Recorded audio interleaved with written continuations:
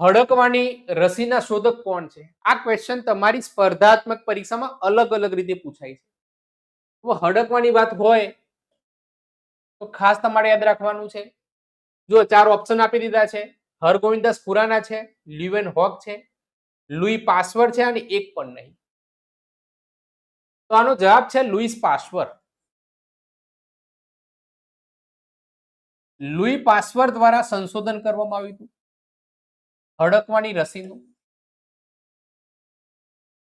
ખાસ તમારે યાદ રાખવાનું છે. અને વારંવાર આવા જ ક્વેશ્ચન તમારી સ્પર્ધાત્મક પરીક્ષામાં ખાસ કરીને પૂછાય છે. બરાબર છે. જેમને ફાધર ઓફ માઇક્રોબાયોલોજી તરીકે ઓળખવામાં આવે છે.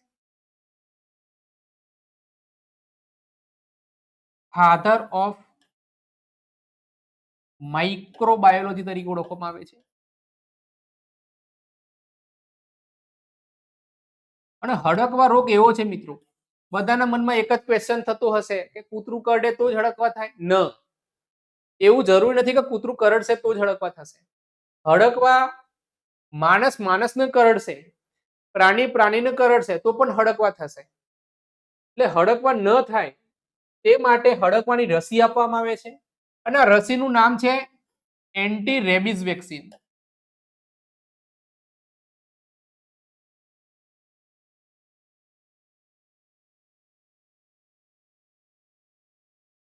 એન્ટી રેબિઝ વેક્સિન આપવામાં આવે છે.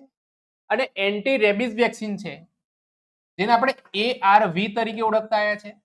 આ રસી છે તે ખાસ કરીને PHC હોય એટલે પ્રાઇમરી હેલ્થ સેન્ટર અથવા તો સબ સેન્ટર અથવા તો CHC પર આપવામાં આવે છે અથવા સિવિલ ખાતે આપવામાં આવે છે. આ ખાસ યાદ રાખવાનું છે.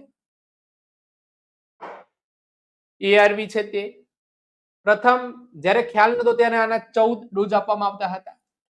અત્યારે હાલ માત્ર